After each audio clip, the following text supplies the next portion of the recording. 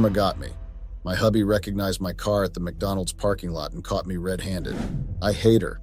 I really hate her. The very mention of her name makes my blood boil. Why does she even exist? I know she might be doing some good in the world, but come on. Not every good is good. At least not to me. By now you must be wondering who I am talking about and what they person must have done to me. Don't worry. I will tell you who I am talking about, but sadly it's not a person. I'm talking about Karma. Sweet and lovely. Barf. Karma. I didn't think I would ever have a reason to hate Karma because I've always been a fan of her work. But now that I'm on the receiving end, I can boldly tell you that I hate her. Hi there, beautiful creatures of this earth. My name is Darla. I am 29 years of age, and I am the soon-to-be divorced wife of Steve Green. I know that it's a weird introduction, but that's the truth. You see, I had a happy home and marriage, but that all came crashing down when Karma decided to come knocking on my door on that faithful night. I still wonder who let her in or why she didn't just let this one slide. Right now, I'm still trying to figure out my next move because it feels like everything is against me, and I really don't want things to get much worse. Fellas, pull up a chair, get your bowl of popcorn and soda because it's going one heck of a story. Want to know something funny? It's not even over yet. Don't worry, you'll understand what I mean soon. I was born in Missouri and I pretty much lived my entire childhood and teenage years there. I have many siblings, and the reason for this was because my parents got married earlier and decided that wearing protection was for the weak. Well, 20 years and 10 kids later, they still think so, but luckily they've decided to just take it down a notch. I have 6 brothers, 3 sisters, and a golden retriever. Growing up was fun, and we always got into a lot of trouble. You see, my siblings and I were born 2 years apart from each other till my parents finally decided that 10 was enough. Seeing that the age gap between us wasn't too much, we always did everything together, and it was always something bad. It was one thing if it was just the boys who were getting yelled at by our parents and the neighbors, but the girls also joined I getting up to no good. We all decided to change a bit the moment we were in college. Well, they did. I don't remember making such a decision. We were all able to get into good colleges to study our dream courses, and our parents were proud. 2 of my brothers and I got into college to study history, computer science, and real estate respectively. Now, despite being in the same school, I hardly saw my brothers. We only met each other on the road when we had something important that couldn't be discussed over the phone. It wasn't because we didn't want people to know that we were related, but because we each had individual goals, and if we always spent time together, those goals would never be accomplished. I took my studies moderately serious and always maintained a good result, but that did not stop me from being an obnoxious queen bee. Now I was stunning and I knew it. I was tall, though not too tall. Chocolate skin, full afro hair, small lips, eyes that could melt better. Allow me to get my point before you roll your eyes, thank you. I had curves at the right places, and trust me, I was a catch. Guys always approach me and try to buy me stuff. And who am I to receive right? Now, despite all the guys that were always around me, I had eyes for one guy and one guy only, Marcus Brittle. He was in my department, and boy, was he hot. He was the one boy who didn't seem to fall under my spell because he hardly drooled when he saw me no matter what I wear or say. Now let me paint a picture of Marcus so you'll know why I was hell-bent on getting him. Marcus was basketball height. Yeah, that tall. He's half Korean and half black. He's buff. Like when I say buff, I mean buff. He is always neat and smells like lavender. His voice, his voice. Just thinking about it gets me weak to my knees. Ladies, you know how a guy sounds immediately he wakes up. That voice that literally kills whatever self-respect we have left. Yes, that voice, and then his face. He got that Felix from Stray Kids look, but then imagine it on a chocolate-skinned runway model. The crazy thing is, I am not exaggerating. That's how good he looks, so you can imagine my anger and devastation when this K-pop model/Greek god does not make advances at me.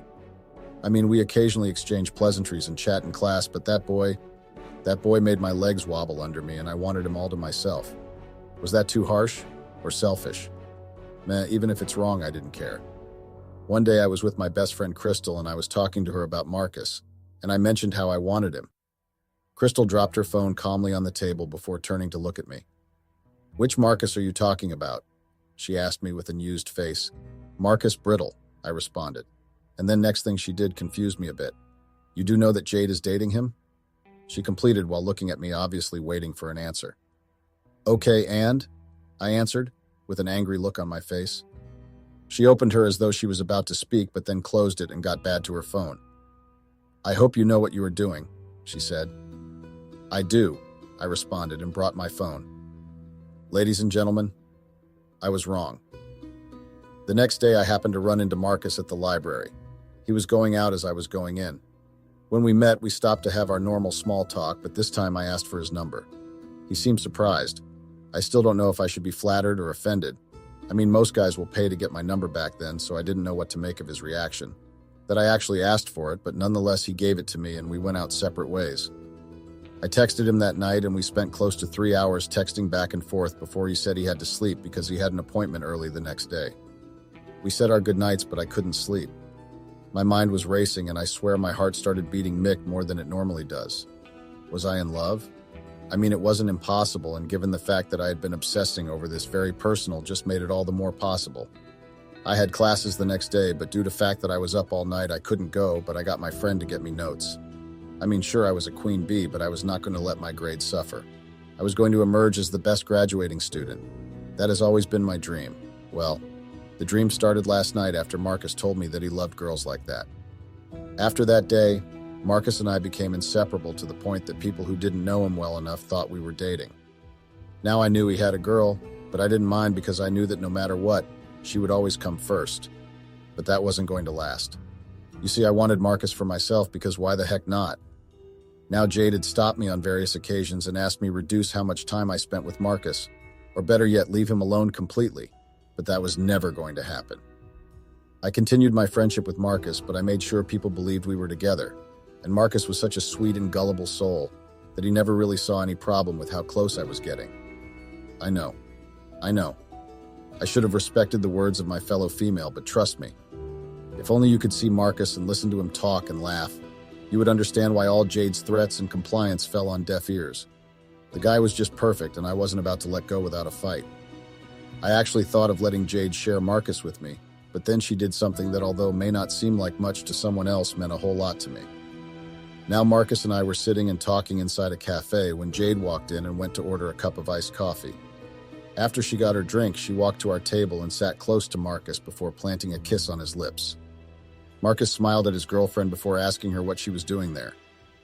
"Is it a crime if I decide to visit my boyfriend while he's out with his friend?" she asked while looking at me. The way she looked at me and said the word friend, I knew she was not happy that I was there. My sixth sense kept telling me to get up and leave, but I stubbornly refused to budge. "So Jade, did you want anything, or are you spying on Marcus?" I said, never breaking eye contact with her. She gave a fake smile while Marcus giggled beside her, completely clueless of what was going on between the two ladies who sat with him. "Oh no. No, I only came to get a drink and I saw Marcus here, so I decided to steal some seconds from him before leaving," she said, still having that fake smile on her face. "Babe, that's so sweet. You know you can steal as much time as you want from me," Marcus said, pulling Jade close to him before planting a kiss on her head. Jade smiled, then looked down at her watch before getting up. "Babe, I have to go. I have an appointment with my lecturer," she said before placing a kiss on his lips. She then came close to me and leaned into my ear. "This is the last time I will ask you. Leave Marcus alone or you'll be sorry," she slowly said before intentionally spilling her drink all over me.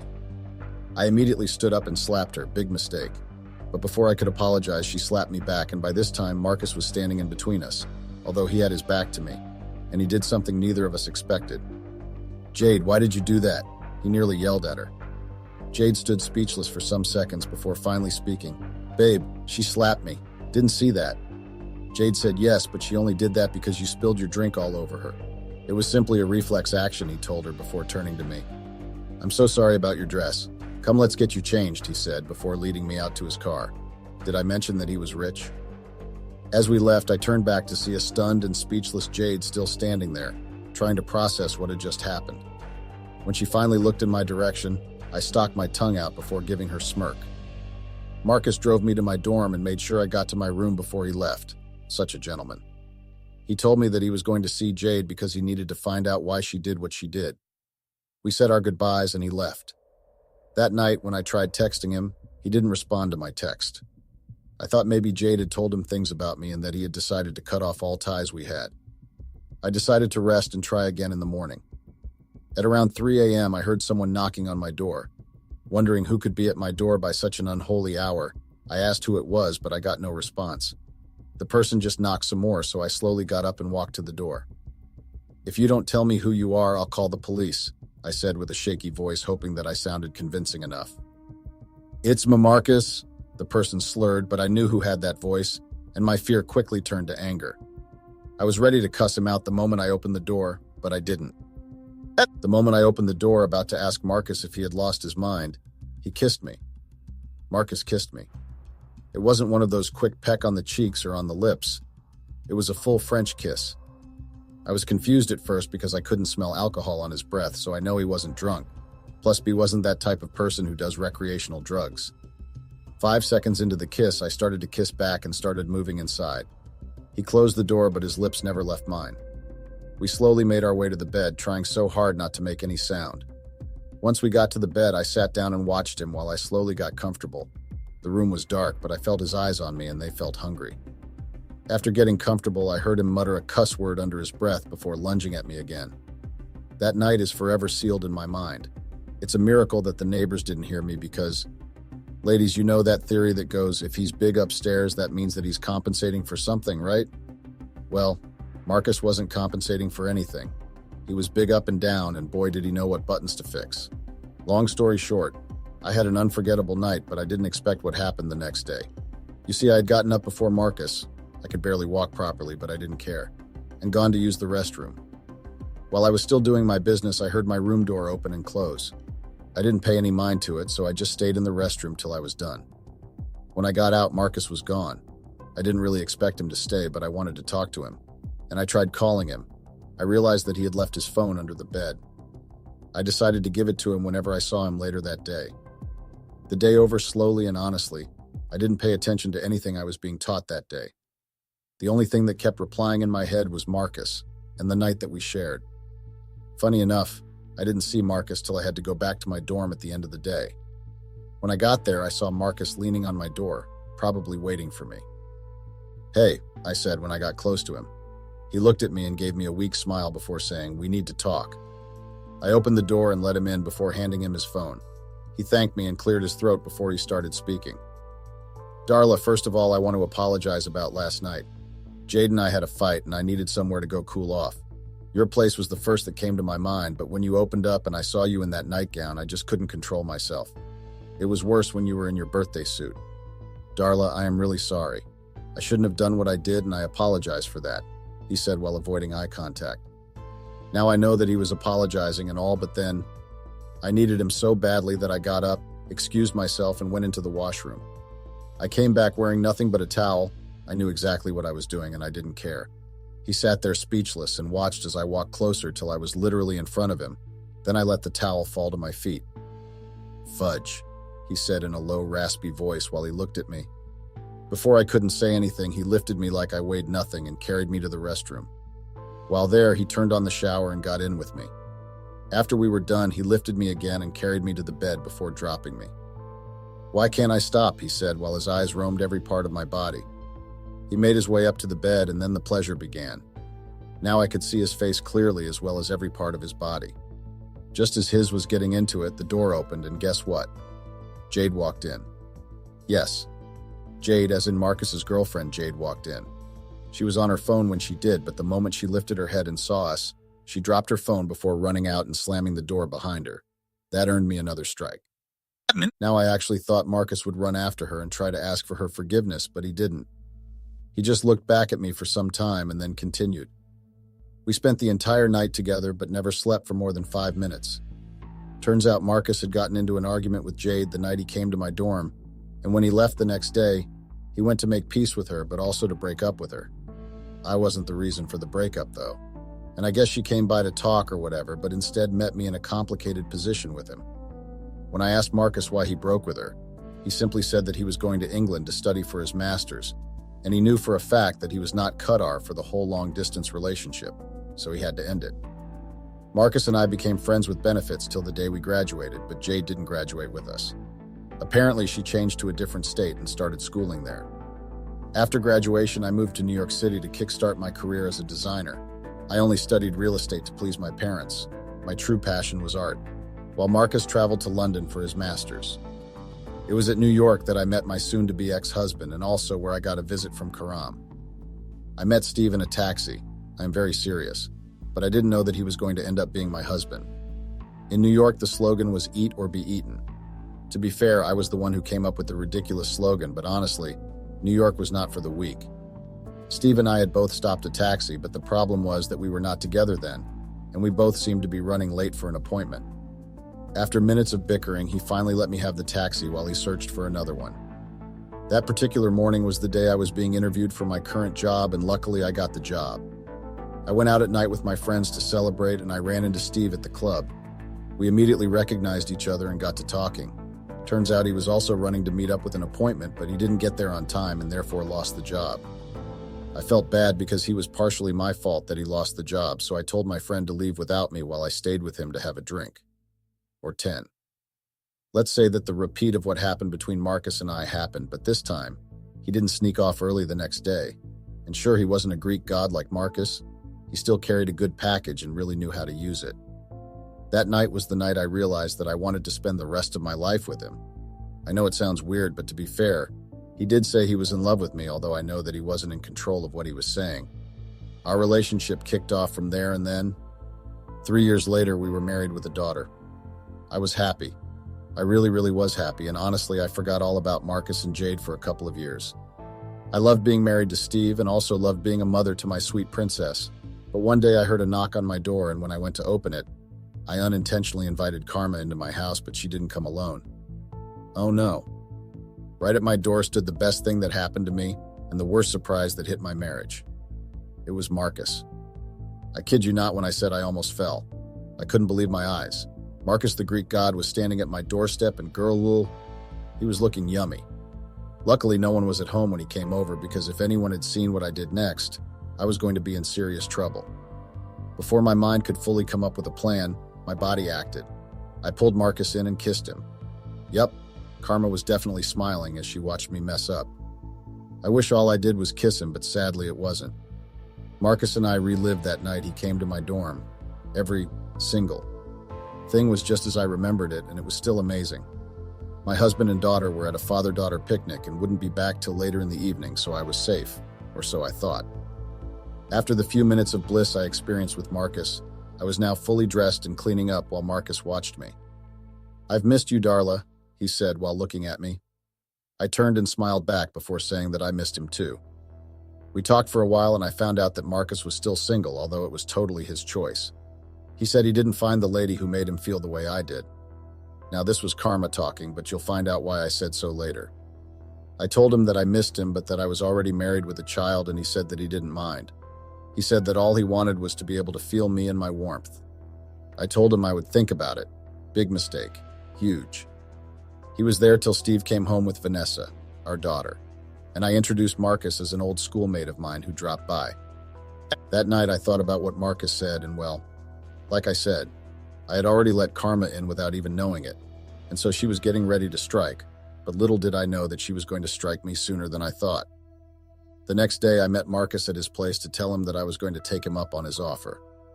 Let me stop right there for all those calling me names. If you were in my situation, you would have probably done much worse. Keyword is probably. I didn't want to cheat on Steve, but this was Marcus, for crying out loud. This man had my button, and he knew the effect he had on me. When I got to his place, we didn't even talk. Now you see why I said he knew which buttons to press. And I ended up staying there till it was nightfall before I went home. I already knew what to tell Steve in case he asked, and Steve isn't the type of guy to yell at you or accuse you of anything, so I had nothing to worry about. When I got home, Vanessa had already gone to bed while Steve sat in the living room waiting for me. "Hey babe," I said as I saw him watching the TV. He hadn't seen me originally, so he had to snap his head in my direction. He snapped it so hard I swore that would have come off if it was in the movies. "Hey you, how are you?" he said calmly while standing up and opening his arms, gesturing me to hug him. I walked into his warm embrace and they felt good. Not as good as Marcus though, but still. Steve didn't even ask me why I was home late. He just said I looked exhausted and needed to rest. Of course I would look exhausted. I had been with Marcus, and that was enough to drain me of my strength. I didn't say anything. I just let Steve think what he thought and do whatever he wanted. Besides, I was too tired to object.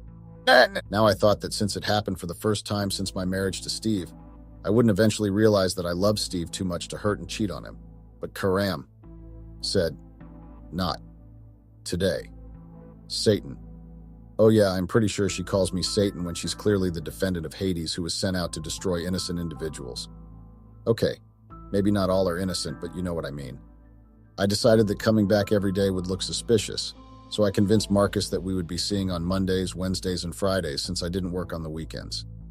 He didn't have any problem with my new timetable as long as I stayed with him. Everything was going well, and honestly, I couldn't be happier. Although I came back exhausted, too exhausted to do anything with my family, I always used work as an excuse and always made it up to them by taking them to any place they wanted during the weekend. Now, Steve wasn't the type who always wanted to be intimate, so he didn't always ask for it. Instead, he would just make out or cuddle till I passed out. He and Vanessa really liked this idea, and for a while everything was going well. Karma decided that it was time I paid my debt, and I was in no way prepared for what was about to happen. But one thing I'll tell you is that the impact it left was bigger than anything I had ever experienced. Now it was summer break, and Vanessa had traveled to spend her summer with my parents in Missouri, so Steve and I had the whole house to ourselves, but that didn't affect my time with Marcus. You know, any sensible person would say that it was probably a time to take a break, but then I was under an influence, and it was so bad that if I didn't get my dosage at the right time, I would get grumpy and restless. Creepy, I know, but you'll understand it if you ever happen to experience it. Now Marcus had to work on Friday, so I didn't go over, but rather went home and went to my husband. It was an amazing night, but while everything was going on, all I could think about was Marcus. I am horrible. I know. The next day was Saturday, and Steve decided that we should stay in and just enjoy each other's company, to which I agreed. Around 8 p.m., I got a call from Marcus saying that he really needed to see me and that it was important. I didn't even object. I just asked him where he was, and he said McDonald's, so I told him that I would be there in 10 minutes. I went back to the living room and told Steve that I had to rush out real quick, but that I would be back soon, and he said it was not a problem. It was dark outside when I got to the McDonald's place, and I saw Marcus standing in the parking lot. I pulled up and made sure to park where people hardly passed through because I had this feeling that we would get adventurous. And I was right. When I pulled up, Marcus told me that he always wanted to do it in the car at a McDonald's parking lot at night, and I didn't even know what to say or even how to react. I should have known that it was karma reeling me in, and I fell for it. He got in and we did it in the back of the car. Or rather, I was so into it that I forgot I was out in public despite the fact that it was late at night. I was about to climax when someone tapped on the window. It was Steve. Fudge.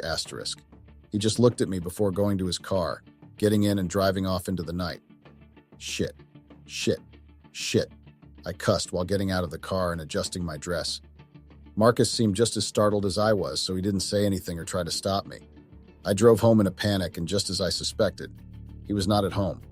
I tried calling him, but no response. It's been 3 days, but he hasn't been home. I honestly don't know what to do. But I can tell you one thing. Karma is a female dog.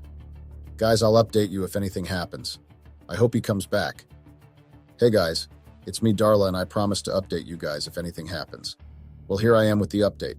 So Steve came back after being away from home for 5 days and walked straight into the bathroom without even giving as much as a glance. I was really nervous because I didn't know what he was up to or where he had been, but I was going to beg him for forgiveness regardless. When he finally came out of the restroom, I literally fell to my knees in front of him. Steve, I know that you are upset and you have every right to be. I messed up big time and no amount of apologies would fix it, but I'm willing to do anything to show you how sorry I am. Please forgive me, I said as my eyes slowly got filled with tears. He stood there for a while and looked at me, not saying a word, before he moved past me and went to sit down on the bed. How long? I heard him mutter as I turned around to ask him what he said. How long has this been going on? He repeated, his voice filled with hate and disgust. Some weeks, I lied, and he didn't say anything. After what felt like hours, he asked me to come and take a seat close to him, which I did slowly. We ended up talking about everything, and I know this sounds weird, but he forgave me. Marcus and I stayed in touch, but he said he cared about me too much to let my marriage crash because of his own selfish desires. We stopped our private escapades and just became close friends. Luckily, Steve didn't see his face that night, so it was safe for him to come around the house and spend time with Steve and Vanessa. One day, Marcus came over and announced that he was getting married soon. I was shocked and a bit sad, but happy that he was going to be settling down soon. Steve was really happy for him, and they went out to celebrate. To be honest, I was surprised at how Steve and Marcus bonded over a short period of time. It had been a year since that incident happened, and Steve has been really supportive and caring. I don't know, maybe he felt bad over everything and thought maybe it was his fault. Steve and I had planned to host an after party for Marcus at our place, so you can imagine how hectic that day was. The wedding went beautifully, and Amy, Marcus's bride, looked stunning. It was finally time for the after party, and everything went perfectly. Steve stood up to give a speech, and honestly, by the time the speech was over, I was in tears. I would like to make a toast to two amazing people in this room, the first being the groom of the day and my very close friend. We met and honestly thought that we would never be more than acquaintances, but I guess fate had other plans. Today is a very special day because you found a very special someone, and I pray that nothing tears you both apart, though I doubt anything will. After he said this, laughter erupted around the room. Next person is my darling wife. Darla, I didn't really like you when we first met because you tried to steal my taxi, but I didn't know that you would soon steal my heart. A series of ahs were heard, and I couldn't help but blush. You brought me joy and peace, and I really appreciate it, but I never thought that you would turn out to be a snake. I nearly choked on my drink when he said this. I looked at him confused, but he just went on. You see, that night I caught you and Marcus at McDonald's. I didn't know what to think because I couldn't believe that you would do such a thing to me. So the next day I sought out Marcus and he told me everything, including your school days, and I really appreciated his honesty. I looked at Marcus, but he looked really unbothered, and so did Amy. When I came home, I expected you to be honest with me, but when I asked you how long it had been going on, you still lied to me, but that's not even an issue for me right now. You just helped me see the truth. Upon saying this, a lady got up from the crowd, walked up to Steve and placed a kiss on his lips. When I looked closely, my blood froze. It was Jade, and she was heavily pregnant. I didn't even stay to hear the rest of the story. I ran out and drove to my parents' car in Missouri. I've been there ever since, and I just got the divorce paper in the mail.